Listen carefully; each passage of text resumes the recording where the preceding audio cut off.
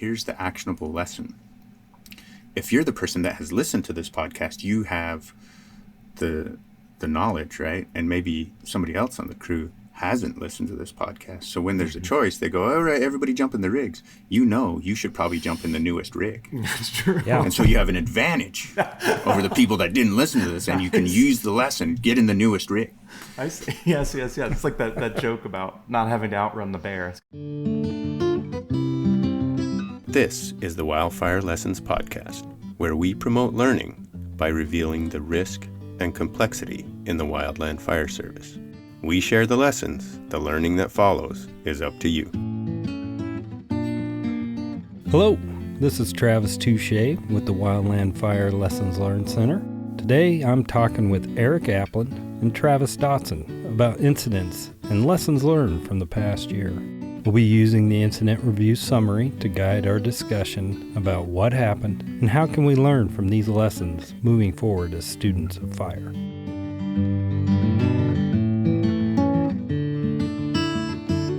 All right, welcome to the Wildfire Lessons Podcast. And today there's three of us here. We got Erik, who you know, Erik Apland. Hello. And there's Erik. And we also have Travis Touchette. Travis, you want to tell us a little bit about who you are? Sure.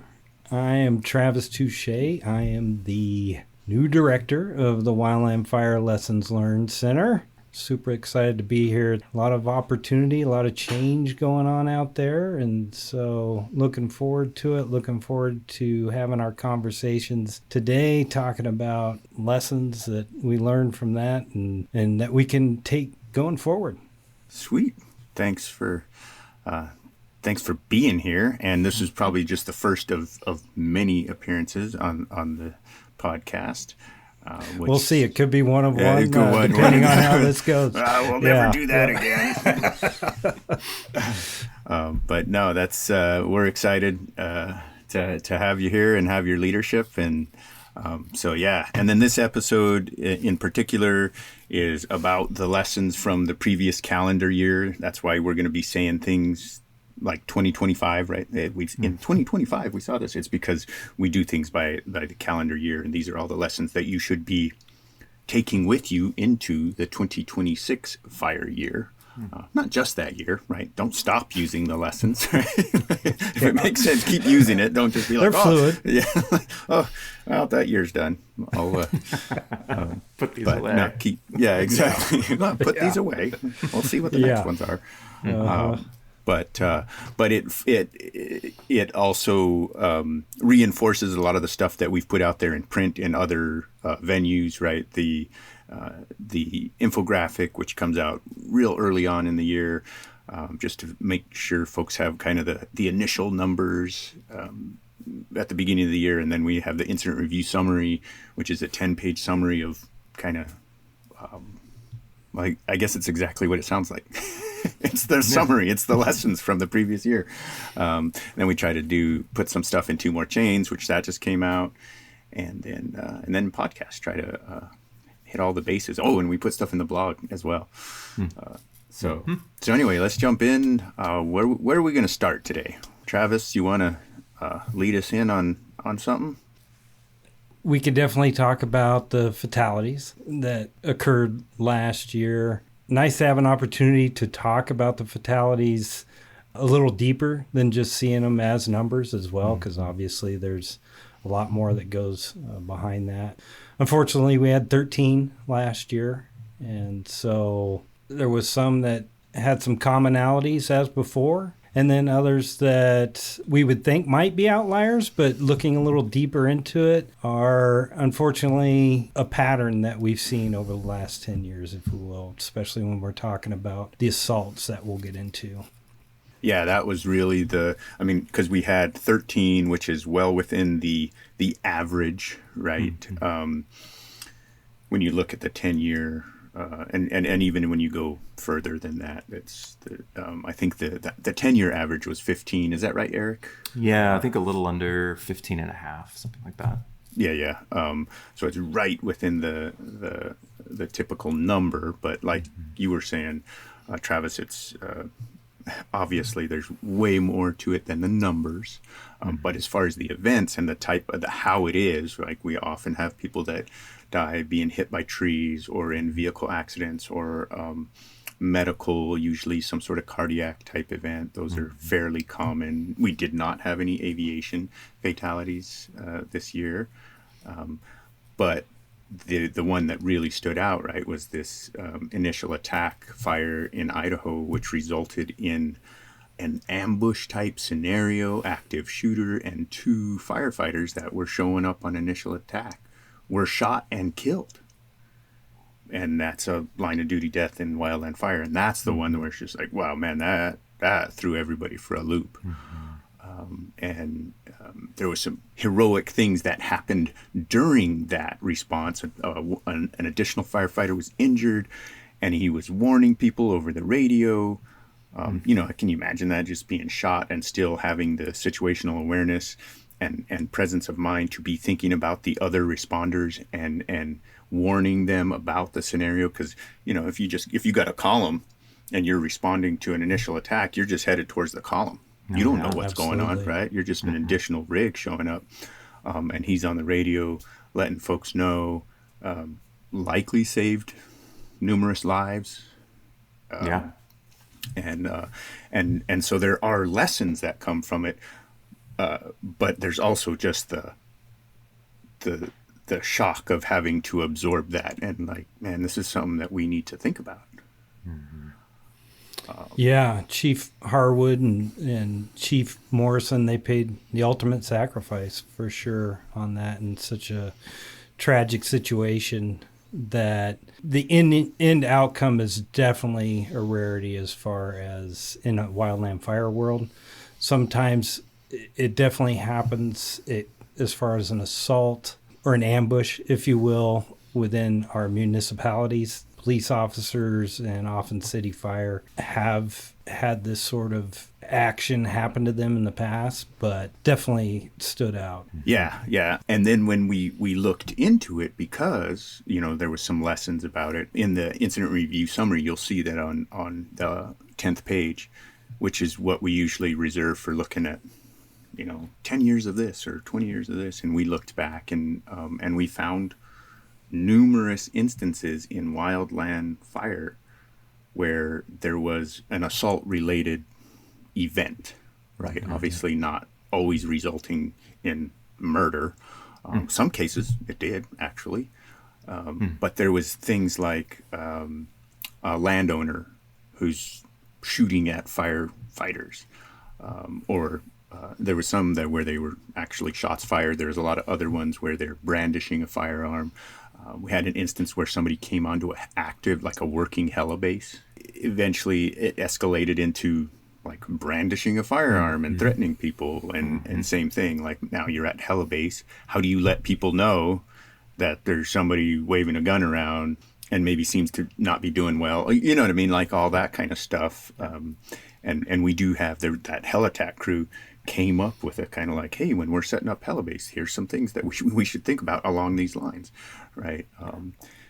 And we had some RLS submissions from incident management teams that were talking about their common practices now about setting up ICP and managing with active shooter in mind, right? It's more. It really highlighted it. It was shocking, right, and terrible, but it also highlighted the need for us to share the lessons around this type of event. Yeah, I was just going to add that I think sometimes the lesson from an event or from an incident is that kind of incident can happen. I mean, I think we all kind of know that, but it definitely put it in, pretty stark contrast, I guess is a way to put it. Just how bad it can be potentially. And I was reading through that list, that kind of checklist that the helitack crew up in Idaho had put together a few years ago. And there's stuff in there that honestly I hadn't really thought about before too much. And maybe other folks had, and that's great. Maybe it's more common than I know, but things like how do you restrict access to a place like a helibase? And I think about helibases I've been on in the past that are literally a farmer's field on the side of a road, right? And so It's like, that's a good question. How do you do that? And how much of a need is there to do that? I don't know. But in that case, there was. Absolutely. And I think the other thing it made me realize is we do have culturally as a wildland fire organization, we are emergency responders, and we have some skills just like situation awareness and thinking about how one event impacts others, and then also organization, right? The incident command system is very intentionally flexible. And so like you're talking about, well, geez, how do we restrict access to a helibase, which in a lot of cases probably doesn't seem necessary, but in some cases maybe you do. We have a whole system in place to be able to do that, right? Yes. It's like, well, I never thought to order a security, a Sec 2 or Sec 1 or whatever is needed for Hellbase, but now maybe I will. Right. The qual exists. We use them. Yeah. Right? In other places. So. And so we do, sometimes it's just applying our existing skill set to a new set of circumstances or for a new reason. It's just good. It's good for us to acknowledge this, talk about it, and share the lessons, because, I mean, it's literally life and death, man. There's two people that just aren't with us anymore because they just initial attack to fire. Right. And that's alarming. And you never know what the thing that is going to be fatal, right? Mm-hmm. Because I would think some of the other fatalities from this year were falls.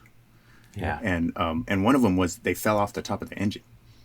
Yeah. And died. And I just think, I'm just like, man, I've climbed around on top of the engine. Oh, yeah. You know what I mean? Just grabbing a red bag or putting foam in the top. And you think about, well, geez, if I fell off the top of this thing, even if it's the Type 6, like, man, if I fell on my head on the apron of the station. Yeah, not good. No. Yeah. It can be pretty high up there as well. Some of those engines these days are huge. Oh, yeah. Yeah. We just keep getting taller and taller. It seems like, yeah, absolutely. Yeah. The risk is out there in a lot of different ways. And yes, there are some fairly standard ways that we lose firefighters, but there's also just like the everyday work that it's like, man, you got to be kind of on it as much as you can. Yeah. And actually, now that I think about it, maybe I do have one more thing to say, which is, and I think it's still coming into our culture in the federal fire side anyway, but line of duty deaths or deaths from diseases, occupational diseases, that we're seeing that more. We're seeing that more because it's been kind of codified in law that the federal government now recognizes that in wildland firefighters in a much more routine, systematic way. And I think, unfortunately, we are going to continue to see that, and that's part of it too. So there's the acute medical emergency that might happen. If you were talking about a cardiac arrest or something like that. There's also the sort of more prolonged medical related, like a cancer, for instance, that eventually leads to death, that the government now recognizes they don't even ask the question. It's presumed that it is. It's literally called presumptive. Yeah. Meaning if you had this job and you died from this type of cancer, we're going to assume they're related. Right. That's the crux of that whole scenario, right? Because it's so common. Yeah. Yeah. Yeah, exactly. And that's, like I said, it's been around for a while in other realms, but it's pretty new on the federal side. At least I think in this kind of more streamlined way. So we're going to continue to see those as well. Yeah. And there are little things you can do. Yes. That's the thing that people don't realize is that, if your ice machine is right next to the exhaust in the engine bay, right? Like that diesel exhaust going into your ice that you put in your water bottle, that's a real bad idea. Real bad. Yes, absolutely. And maybe it's not going to be that obvious all the time, but there's, once you start kind of peeling that onion, then you start seeing it elsewhere. And so that's kind of that in terms of lessons, right? This is where we as the Lessons Learned Center can push back on that notion of, well, what are you really going to do? It's everywhere. Yeah, exactly. It's everywhere, and something's going to get me. It's like, yeah, but you could move the ice machine. There are things. Right. You don't just cross the street without looking because you're eventually going to die.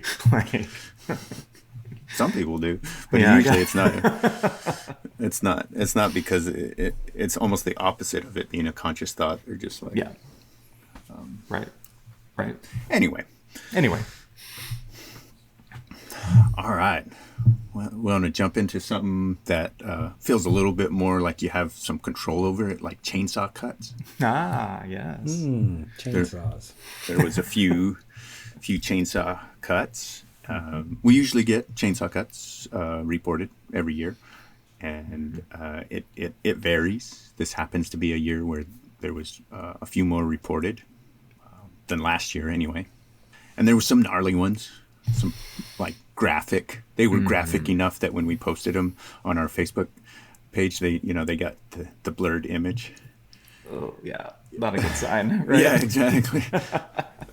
They're never very clean, those cuts. Oh yeah, and when you talk about what it is, that's like, oh hey, let's drag this chain through a bunch of oil intentionally, and then just bury it in your. Oh man, you know what I mean? Yeah, like it's dirty. Very, very dirty, ragged. Yeah. Oof. And the way a chainsaw is designed to cut, you know what I mean? If you think about wood chips coming out of there, it's just like exactly like it's got a pretty significant curve. Yeah. No, it's not a knife. That's for sure. A lot of RPMs. Yeah, exactly. But there was some commonalities with some of them. Well, I guess I will address one piece of it, which is this.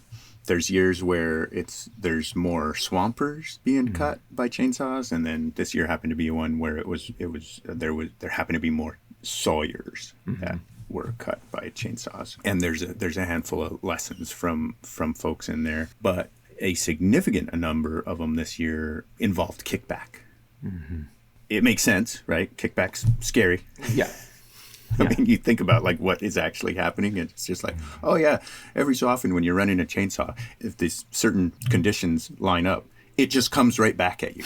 Yeah, very, very quickly and very violently. Yeah. Yeah.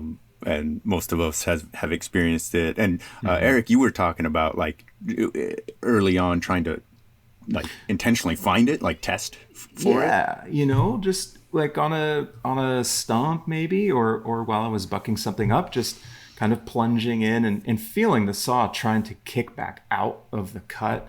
And I don't know if it's fair to say that there are two kinds, but that might not be true. But I definitely, there is the kind of jitteriness of it, of like you're nearing maybe hitting that kickback zone. You're not quite in it completely, so it's just barely trying to come back, and you can control it. But I remember once I intentionally plunged in to feel it, and it was way more violent, sudden, and uncontrollable than I had expected. And I was looking for kickback, but it was just, whoa, it was a lot. And it immediately, kicked the saw right back at my face, but because of, I was holding it, I guess you can't really see my arms, but my left wrist hit me kind of in the face, and that triggered the chain brake, and I think it knocked my helmet off, but I was not injured. So the system worked as designed, but it was much more violent, much faster, much more uncontrollable than I had ever experienced before, I guess. Yeah. Yeah. Good job learning. Did you just like jump back on? You're like, oh, let me see if I can do that again. No, absolutely not. I thought I've learned what I'm going to learn looking for kickback. Now I'm going to avoid it. Copy that. I think a lot of times it can happen too when folks are limbing and bucking stuff down on the ground. You might not be able to quite see the bind or where those limbs are, and that tip gets in there, and all of a sudden, whoa. Yeah. Well, that's exactly what one of the reports from this year was, because they show a reenactment of it, of exactly what was happening. And that's the one where it went into their boot, and it went through their boot. Yeah, that picture was good detail there. Yeah, and it's just it just ripped the boot right open, but they had their foot kind of up above, and if you can imagine the saw just straight down from your waist, right, taking a limb off on the near side, the side of the log or tree or whatever that's closer to you, and when that kickback happened, it forced the saw forward, right, into their front boot and like right at the ball, basically. Like, on a boot where the two pieces of leather, if you have the traditional boots, the two pieces come together, kind of the toe cap and the side. It just went right through both of those pieces, like right through the stitching. And pretty gnarly cut. So yeah, well, Mr. Touchette, you are correct. That is one of the ways it happens, because we got a report proving it. Yes. And I remember when I was first learning to run a saw on the crew, and there was this story, and it was, pretty dramatic. They're like, oh yeah, and there was this guy he was cutting above his shoulder and got kicked back, and it came back, and it cut his lip open, knocked his front teeth out, and chipped the hard hat. They had a picture of the hard hat with that big notch in it. And I just remember, as a 19-year-old kid, just like, I'm terrified. I was like, I don't want the chainsaw to go in my face. Yeah. No. And you were right. That'd be fun. Yeah. So I was fairly cautious on that.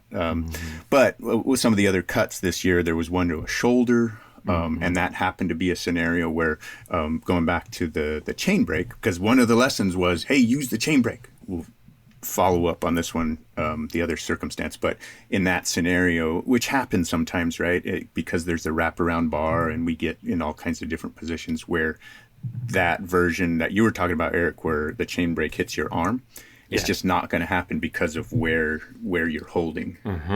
And that was the case in this one. He was trying to finish a back cut, I think, that was high. You know how trees are on a slope, and then you cut one side, and then when you go on the other side, you're like, whoa, that's higher than I thought, right? And of course, there's some lessons there about planning all that stuff out. But it put him in a scenario that the chain brake wasn't gonna. And when it kicked back, and I can't remember if that one was a wedge, because that's often a thing when it's tree falling and you've got a wedge in, and the tip happens to nick a wedge. Right. Sometimes that's what initiates the kickback. Could be all kinds of things, but anyway, it came back and it just buried into his shoulder.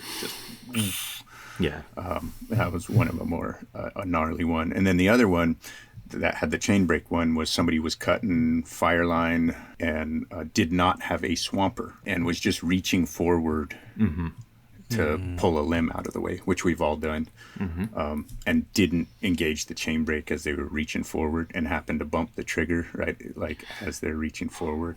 Yeah. And it's just like, and that's that muscle memory that is possible. That it's just like, man, when you're going to do that, everybody knows that it's like a chicken wing move, right? Where to bump to bump the chain brake. And of course you don't want to like constantly be slamming that thing against a running chain. It's hard on the equipment, but that it is designed for, if you're going to reach out in front of your saw, throw that thing on. And it sounds like a real simple lesson, but I mean, in that instance, that guy's missing fingers.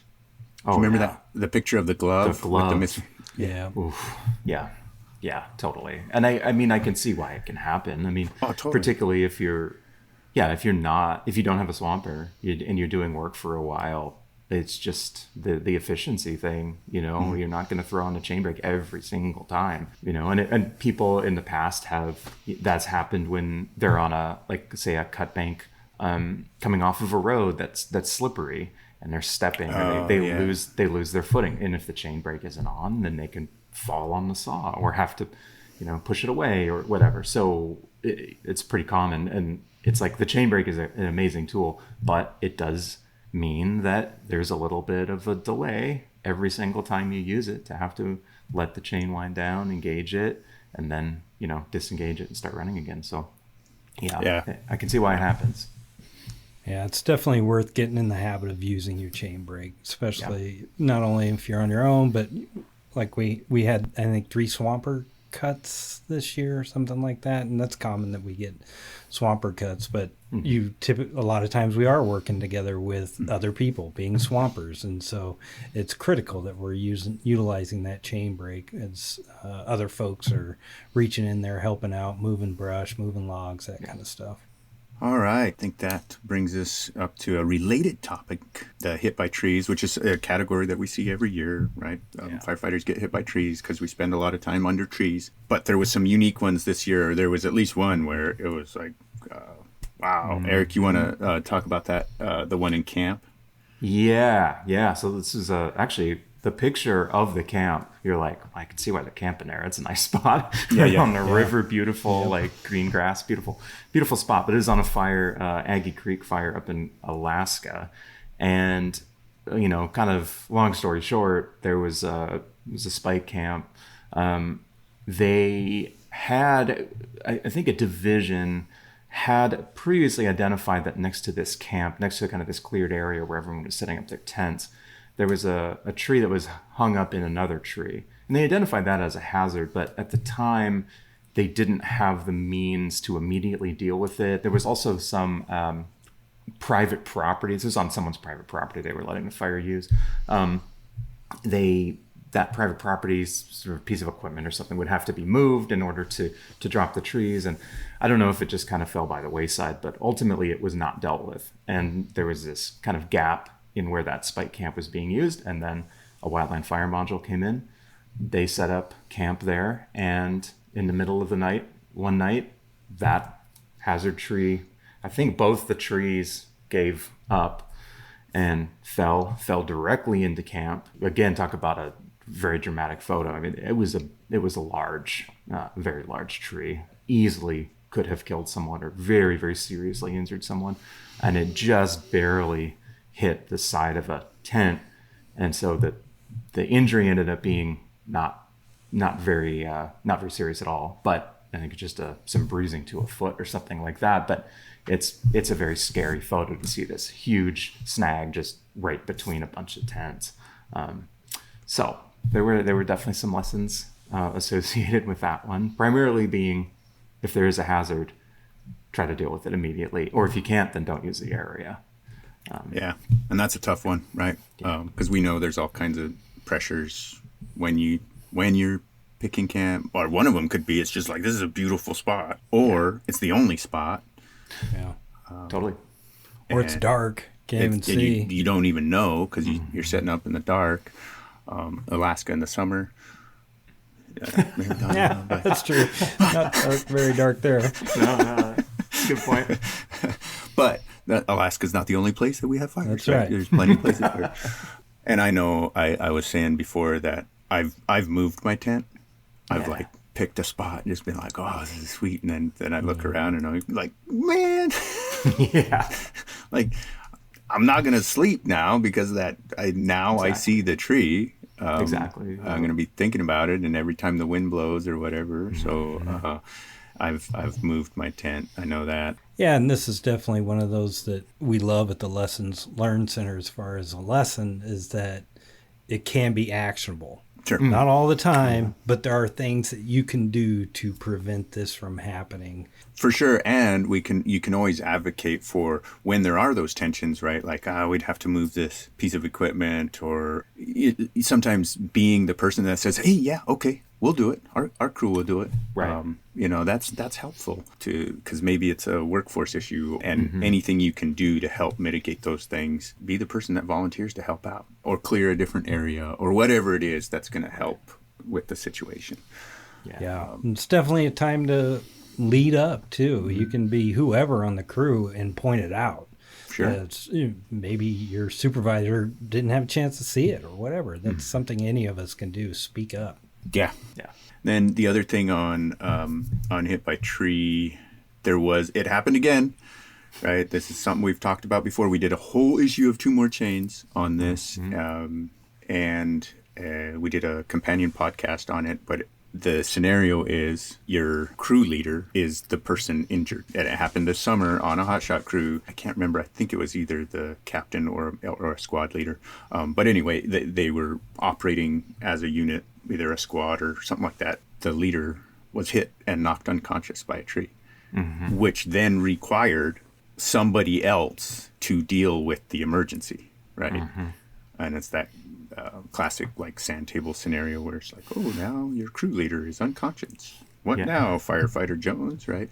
The reason we did that whole other issue of, and it's not just trees, like it happens with other types of scenarios as well, and we highlighted those in 2 More Chains, like driving. Can't remember what some of the other ones were, but there's an whole issue of when the boss ain't there, I think is the 2 More Chains. The Two More Chains issue was volume 13, issue 2, and that was from kind of late summer, I think, 2024. When the Boss Isn't There was that one, covering a variety of different incidents that had happened over the years. And then the companion podcast was episode 37. It was called Unplanned Leadership Moments, and it's kind of similar to this. We're talking through some of those incidents and related lessons. And Dotson had just talked about the kind of sand table thing. And it reminded me of, in the issue of Two More Chains, the interviewee for one of our own, Brandy Smith. She's a medical unit leader or medical section leader. You'll have to read to see what you think about that distinction. But she talked about folks on fire, regardless of their position, knowing where they are and knowing how to communicate out in emergency. And she said, especially I think if you're newer in your career, don't have a ton of experience, not to get too wound around the axle, try to get absolutely everything right. She said, what happened? Where are you and what do you need? And I think if you're a GS3 and something catastrophic has happened and you're now the one who has to talk on the radio and you're not used to it and all that kind of stuff, just what is the critical stuff that needs to get out? And I think you can obviously train on that. You can train on using the medical incident report and all that stuff, but those are the critical things. And I think something that Dotson has talked about before too is in that sand table type exercise where you say, okay, now your squad boss just got bitten by a snake and so they're gone. So now you hand the radio to someone else. You can't expect that person to be at the same level as that person who just got taken out or the person above that. You expect the kind of performance that you would expect from that position, from that level of experience. And that's, I think, a good lesson. Yeah. And be honest, if you're put in that situation, our community understands and they're going to help you through this as best as they can and as quickly and as most efficiently as possible.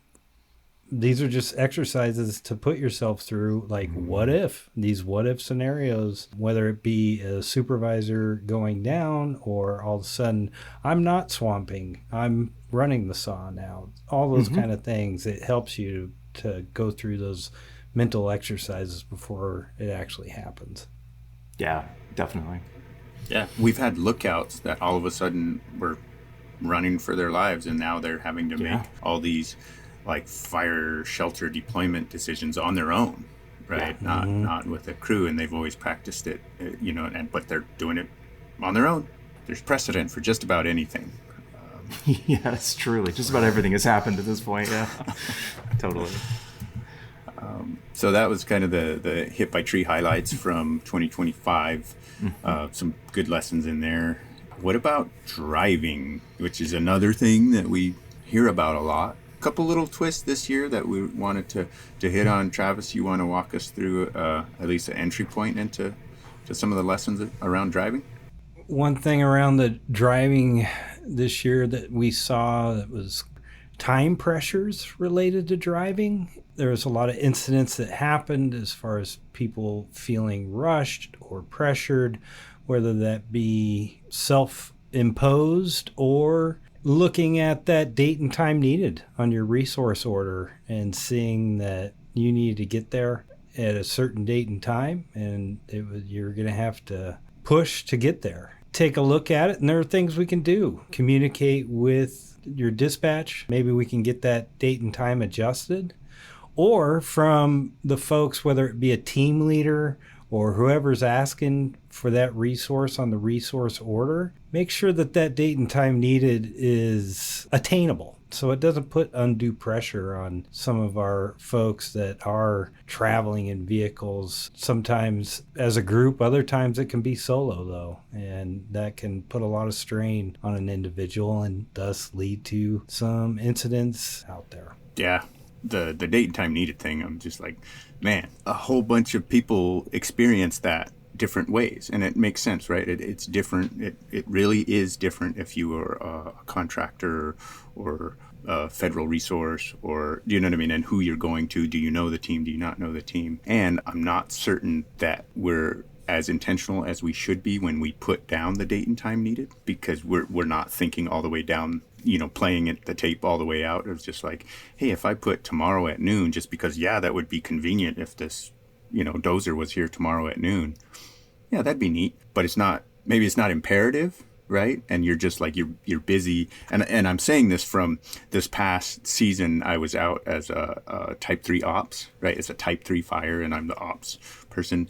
And so, I had to put down a bunch of date and time needed. And if we were far enough in advance and we knew it was like, oh, they're timing out in, we have a good glide path and they're timing out 5 days from now, let's go ahead and put the order in and let's have them show up with 1 day of transition. Like, that's really cool. But if somebody comes in and it's like, oh, we need a falling team as soon as possible, we needed it yesterday. And it's like, I want them here right away. So then I just say, well, we want them tomorrow by 0800 tomorrow, or 0600, right, tomorrow. And it's 1500 when I'm putting the order in or whatever. You know what I mean? And if they're right down the road, maybe. But if somebody gets that order a state away and then they try to make it there, like, that's bad. And I also had instances where, like, I got an engine from a federal engine, and they just called me. They just looked, they're like, hey, we saw this date and time needed. We got one vehicle in the shop and we want to come do this for you, but what's the wiggle room there? And they were comfortable enough to call me. And I was just like, oh yeah, man, we got plenty of wiggle room here. Do what you need to do. And there's no rush. But we only had that conversation because they initiated it. They were willing to just look up who's the ops, call. And it wasn't even somebody I knew. They just were comfortable enough to call. And not everybody is willing to do that. A lot of people are just like, it says right there, the paper says I need to be there at 0600 tomorrow. I better start driving. Exactly. And dispatch can be a nice buffer for that too.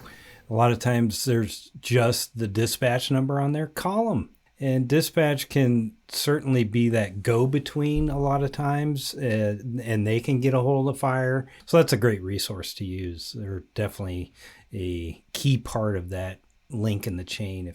And something that we've covered many times and just gets covered, I think, a lot is putting a lot of responsibility on the driver, or the driver and the passenger is something we've talked about in the past. What are the passenger's responsibilities? But in this case, I think it's helpful to think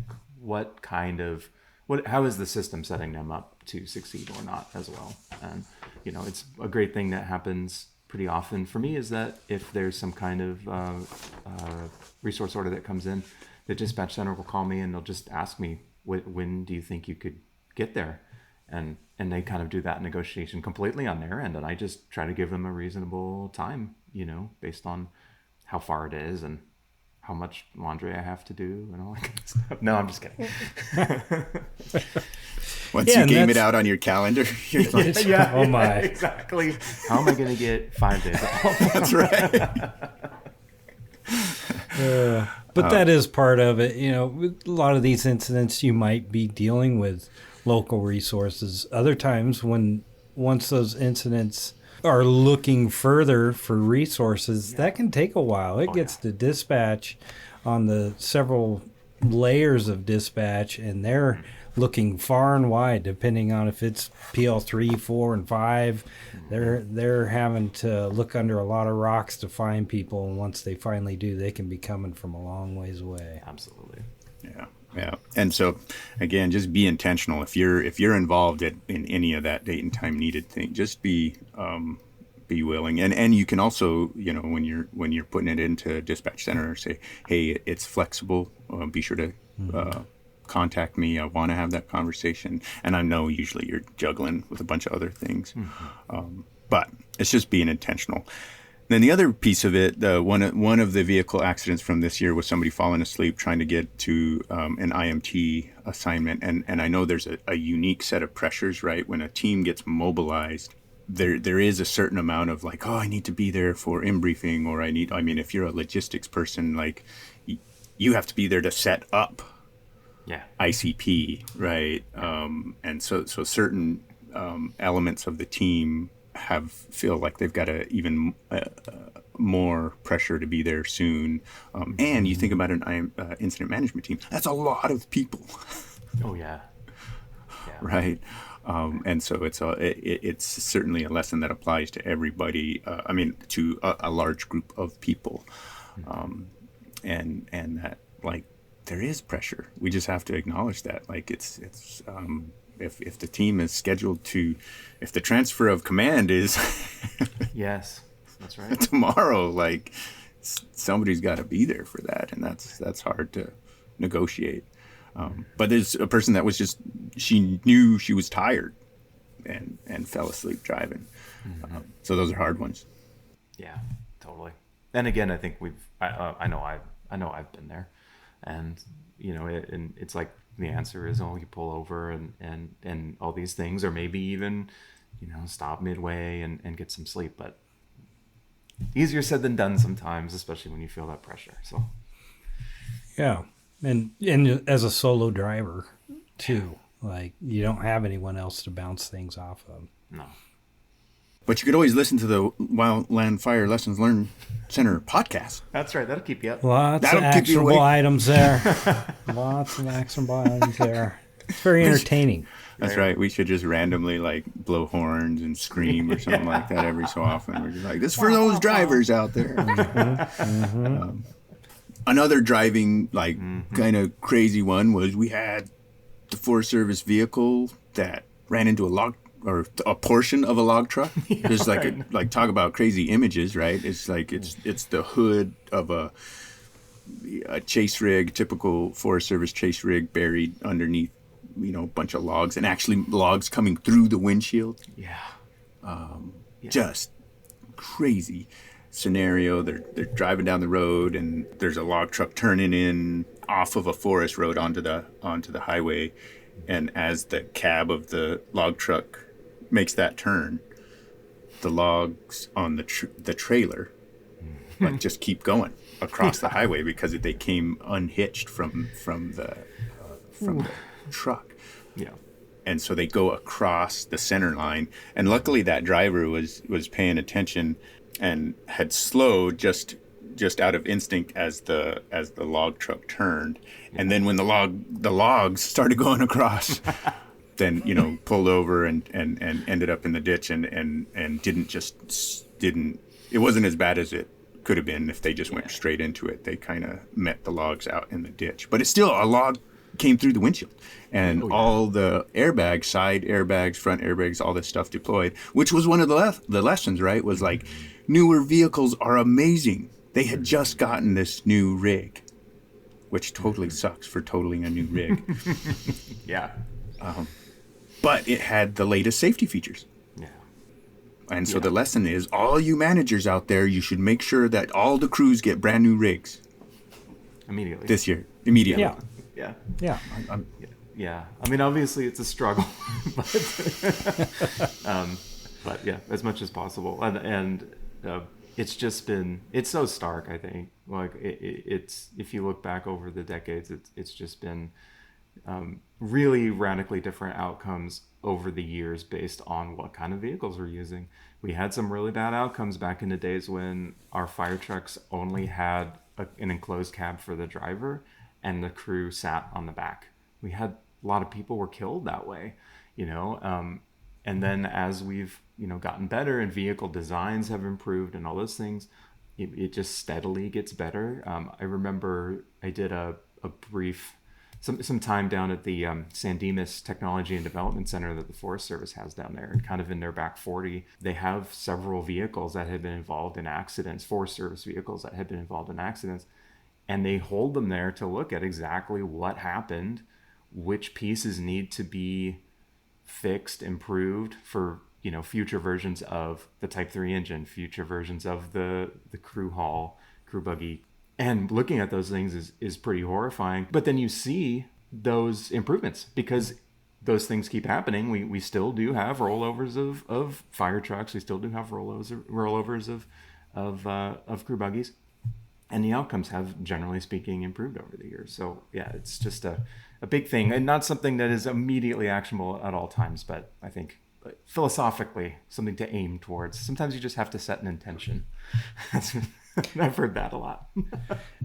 Yeah, that was defensive driving at its best, to be able to just be paying enough attention to, it had to take a few seconds to actually realize, am I seeing this? Are logs coming off the back of this truck right now? But then to have the awareness to pull over. And luckily, we were fortunate enough to talk to some of the people that were at that incident face to face, and they were able to share some of that story. And just incredible how it all worked out.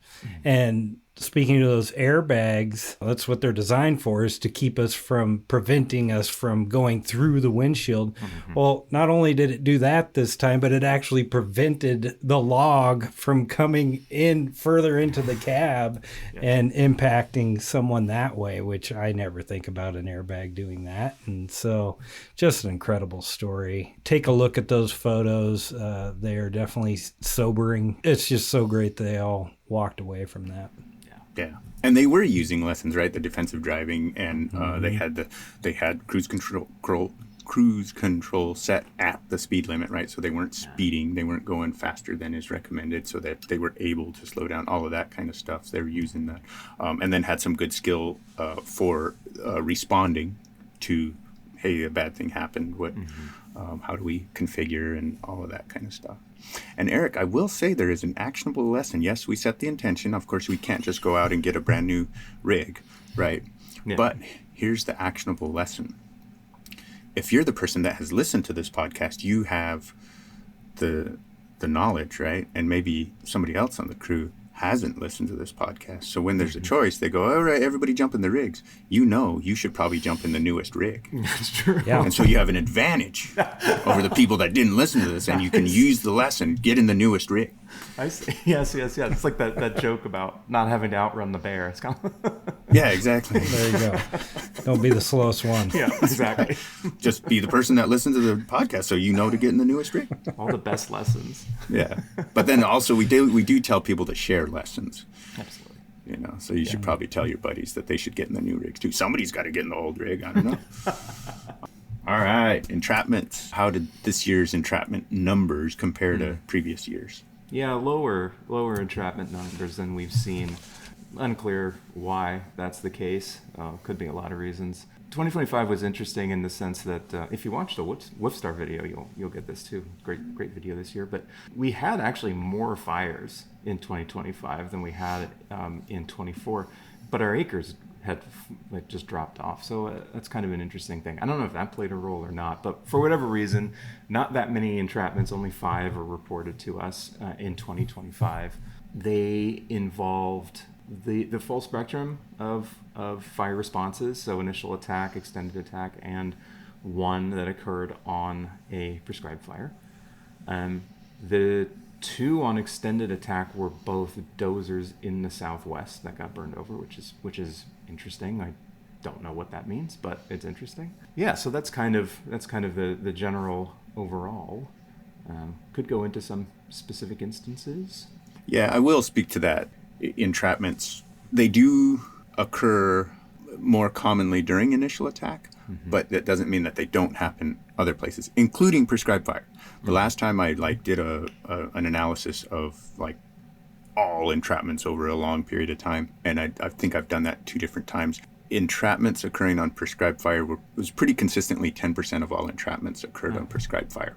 Interesting. Right. And some people get really alarmed by that. It's like, oh, that's a planned event. That should never happen. Right. You should never have an entrapment on a planned event, which I can understand that logic, right?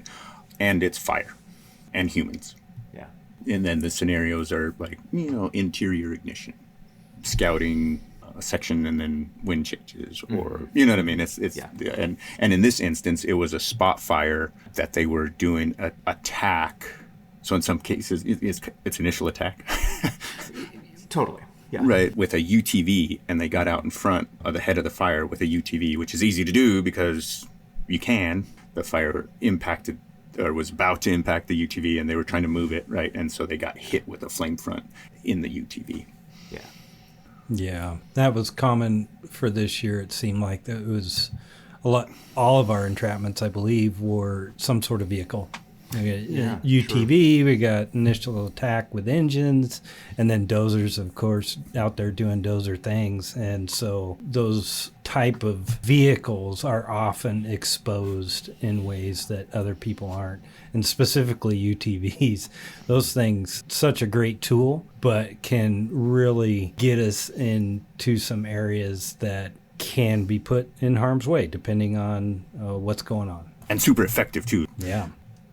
And really fun. Yeah. Initial attack with a UTV. Yeah. You know, those little 50-gallon tanks, like, man, that is enjoyable on a grass fire. Yeah. You know? Yeah.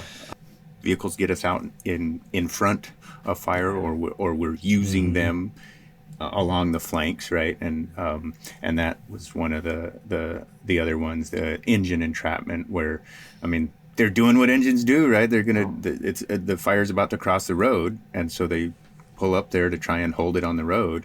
The passenger gets out to just grab the hardline, and in the process of just that, getting out to grab the hardline, then flames just hit them and burned them pretty bad. Right, Eric? I mean, I remember you talking about that. Yeah, no, exactly. That's it. I was just rereading it this morning, and pulled out like 20 feet of the hard line, turned around to throw his pack on, and got hit by this just sudden, just little pulse. And then, you know, the crazy thing is when you look at the photo of that engine, it's a BLM Type 4. There's not a mark on that. You couldn't tell that it had experienced anything. But just that super quick little blast of heat, that's all it takes for us fragile humans to get injured, you know? Yeah. Those light, flashy fuels. Yep. Yeah. The engine didn't even blister the paint, but the humans in the burn unit. Yeah, exactly. Yeah. It can happen that quick. Yeah. But yeah, the light flashy's doing what we're anytime you're trying to prevent the fire from doing something that it wants to do, you're going to be at odds with it. Yes, exactly. Kind of working against physics, which is to some extent what we do all the time. But yeah, exactly.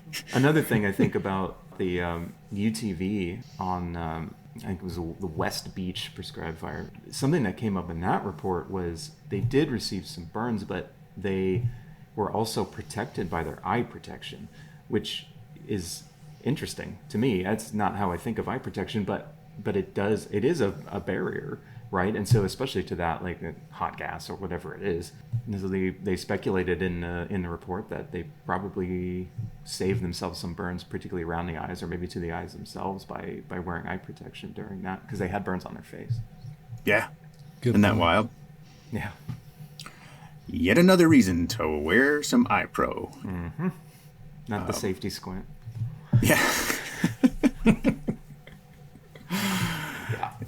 Yeah, because we've had that same lesson about trees having real deal eye pro rather than just sunglasses and shatterproof, all of that kind of stuff. Same as you, I didn't really think about it in terms of flame front, but you know, that real quick flash and people getting burns makes sense that it would protect your eyeballs.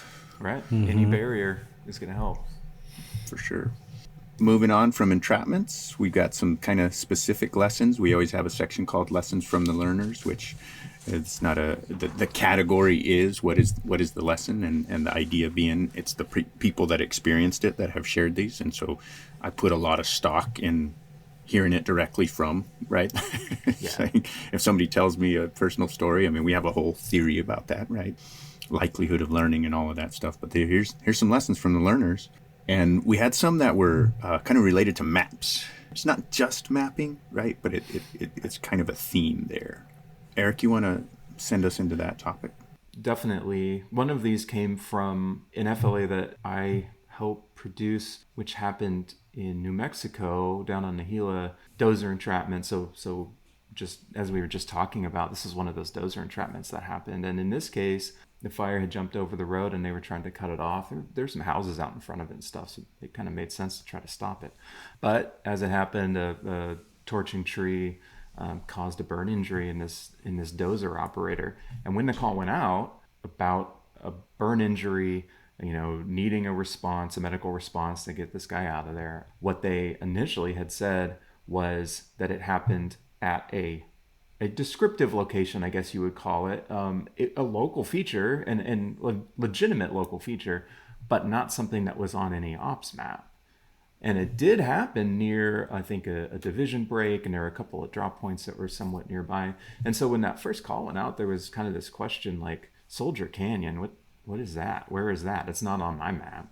They figured it out. It wasn't this big deal, but it did kind of illuminate this potential issue that we can have, which is we get used to using names of things, and they could be super colloquial, kind of silly names, or they could be truly local names that everyone knows. But if it's not on the ops map, then it's going to be tough to communicate that to people who aren't there with you every day, who don't know about that. Yeah, absolutely. I think there's times where local units can get used to talking about something, and all of a sudden they have an incident, and they have folks coming in from other areas, parts of the country, who do not know what snakebite tree is called, if you will, or whatever's being used at that time. So it is important that you have that common language on there. Yeah, or where Susie's house is. Yeah. Mm-hmm. A common one where I used to work was where Dave got stuck. Yeah. That was a known location. Oh, there. Yeah. Yeah. But that happens on fires all the time, right? Mm-hmm. I was out this past season, and on the division I was on, we actually ended up having this whole conversation because we did a simulation, and the REMS team, their thing was like, you just got to get us that lot long as soon as you can, because we don't know all of this. You know, we don't know where Lunch Spot Road is, and you know, the where the crew split with, you know, the other crew yesterday. We don't know all of these things, and so we had this big conversation, and I was talking with the crew leader about it separately, and he took it upon himself that every day he, at some point when, you know, as crew leaders do, they're running around checking on this, checking on that, he would stop by and tie in with the medical folks. I think we had some just medical folks, and then we had like a REMS team, and but he would stop in and chit chat with them and be like, oh, hey, the crew has started to call this the dead duck turnoff, right? Because when we first got here, there was a dead duck. We took care of that, but everybody's still calling it dead duck turnoff. That's never going to make it on the map. No. But that's what they're calling it. And so he was just trying to close that loop, right? It's just fixing things and of course, if you're calling in the emergency, the lesson in the report was use the map features when you're talking, right? Talk about drop points. And then he's trying to add to that by just, hey, if you happen to spread the knowledge, then if it does slip out on the radio that we're at Dead Duck Road, maybe somebody there will know. Mm-hmm. But yeah, multiple lessons there, right? Is use the map features, try to describe things based on typical things so that other people can reference the ops map, which is what everybody has. Then the other thing is be nice and talk to people and share information. And that lesson comes up all the time in so many contexts. Be nice. Yeah, be nice. All right. Should we talk about the pyro vortex incident? Absolutely. Fire tornado. Truly a tornado this time. EF2. Yeah. Crazy. Yeah. Yeah, it happened, and there's crazy footage of a tornado coming through fire area.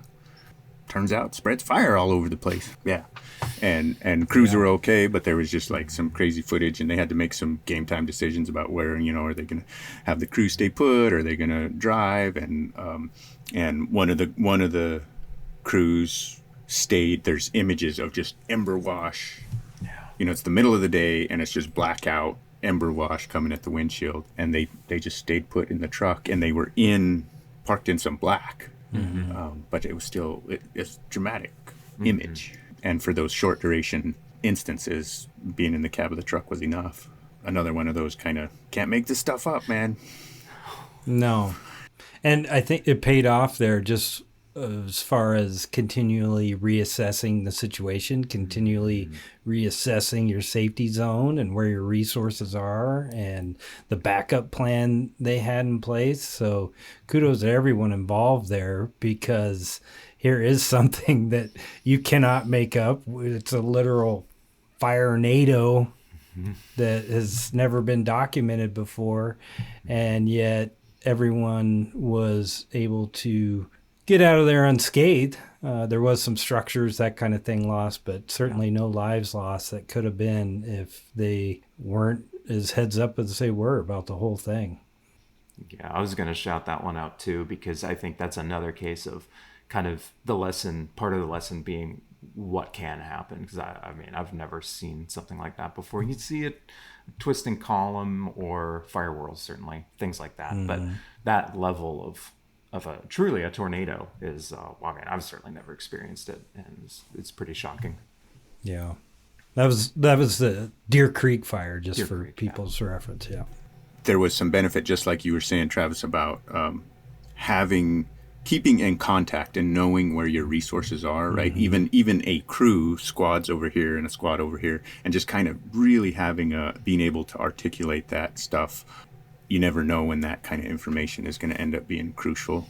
And sometimes it's hard to keep track. I mean, like as a division, half the time I don't really know where I kind of have the general set up, but I don't know for sure without a screen, going, well, there they are and there they are. Trying to track people down in a scenario like that and just get a roll call and all of that kind of stuff is like, it can be scary.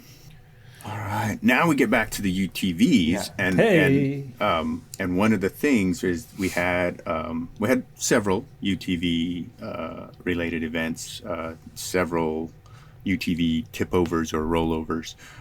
One of them in the recovery process, there was the initial tip over, and then during the recovery process of that UTV, it rolled again with somebody in it. So it's, the incident's not over just because they tip, you know what I mean? That's right. And I remember going out, I think I was a task force leader, and somebody had put their truck in the ditch, and we heard about it back at camp. We're like, oh, well, let's just go back out there. And it was just the rest of the division resources going back out there to pull this truck out of the ditch, right? But it was super cool because the ops person that was involved was like, hey, let's have the safety officer come out with us, right? To just be the safety officer on this recovery mission. And I was like, hey, that's forward thinking, because a lot of people would be the opposite. They'd be like, let's not bring the safety officer. Maybe they don't need to see this. They don't need to see this, right? But he was like, no, they should come and just be the safety officer, because we might come up with some stupid things. Yeah. In the effort to get this truck out. Yeah. And it ended up we did actually do some cool stuff to get that truck out of there, but and it was great that the safety officer was there. Yeah, that recovery effort, right, is important to think through as well. Mm-hmm. But the Billy fire, 5 people in a UTV that went over, and I believe 3 of them went to the hospital. Yeah, three unconscious. I saw that 3 were ejected. I don't know if it was the same 3 that were ejected that were unconscious. It doesn't specify that, but I mean, serious accident. Flipped over backwards. Crazy. Somersault in a UTV, and no seatbelts were being worn at the time. And they were wearing hard hats, right? Or helmets, I should say, but not the DOT motorcycle type helmets that are kind of the policy. Yeah. And and that's as a real common thing. Oh, yeah. Both the not using seatbelt and not having the motorcycle or the DOT helmets, right? It's for all kinds of different reasons. We bring it up here because it's like, yeah, man, it's when you pack 5 people in a UTV, it's gonna suck when that thing flips over, right? And we take these things back to what you were talking about earlier, Travis. We load them up and we take them in rough places. Yeah, we do. Yeah. And they're not always built for that. Some of these UTVs are pretty bomber, for sure. Mm-hmm. They're heavy duty, but a lot of them, as far as being able to pack certain things. Yeah, and we just got to be intentional with it, because they're, again, I love those things. They are super useful, and now I see them in camp. A team will have here's a UTV you can check out. Yeah, and that's awesome, amazing. And there's a whole bunch of other exposure that comes with that. And it solves a bunch of things too, right? I mean, we can bring water to our folks, and that's a good thing. We want to keep people hydrated and all, and we don't need to be breaking people's backs, carrying hose up and down hills, right? But use the UTV. That makes a lot of sense. Yeah. Yeah. Oh my gosh. I'm just thinking about carrying jerry cans of fuel, right? Of like burn mix and stuff like that. And oh my gosh, if you have a UTV to do that, wow. A lot more efficient, that's for sure. Mm-hmm. A lot faster too.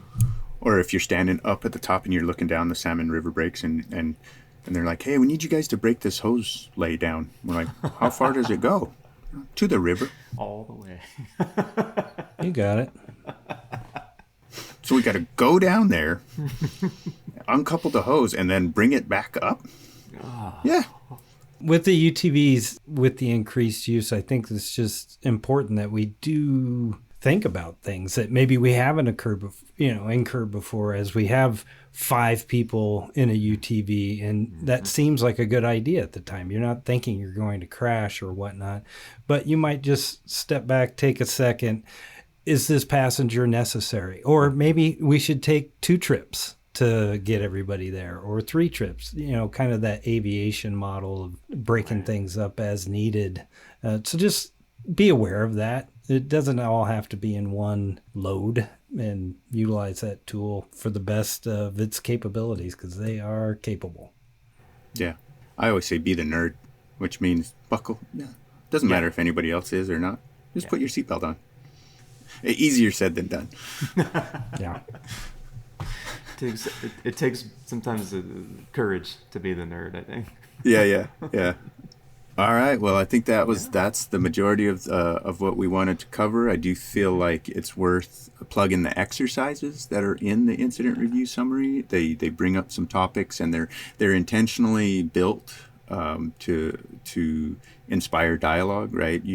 We want people to be talking about some of these things, because that's where you discover new lessons or new perspectives, right, is in that dialogue. And that's what those exercises, and they're on the left-hand column of the incident review summary, and it's related to the content on that page. So it's just a plug there.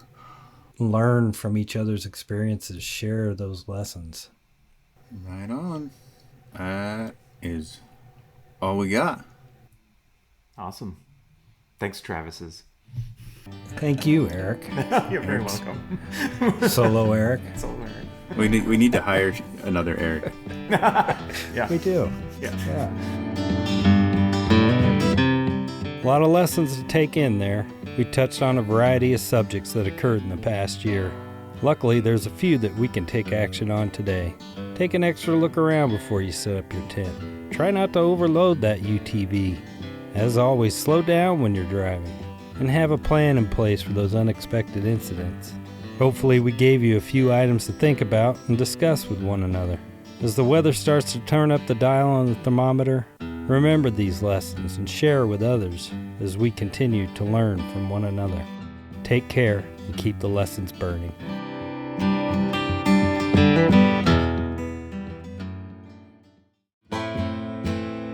Thank you for listening to the Wildfire Lessons podcast. Don't forget to head on over to lessons.wildfire.gov to get all the latest information from the Wildland Fire Lessons Learned Center. You can subscribe to our email list and follow us on social media. Music is provided by second-generation smoke jumper Steve Baker, who always likes to keep one foot in the black. Thanks, Steve. Remember, we honor through learning.